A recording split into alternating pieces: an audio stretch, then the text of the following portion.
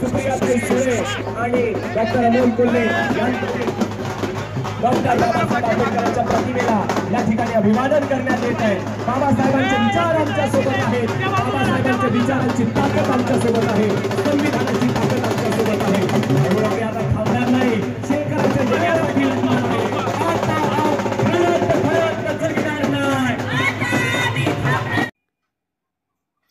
महाविकास आघाडीकडून खासदार सुप्रिया सुळे व खासदार डॉक्टर अमोल कोल्हे यांच्या नेतृत्वाखाली शेतकरी आक्रोश मोर्चा दौंडमध्ये दाखल। शेतकऱ्यांच्या अनेक समस्यांसाठी मोर्चाचे आयोजन करण्यात आले होते। अधिकार आमच्यासाठी दौंड येथून विजय जाधव।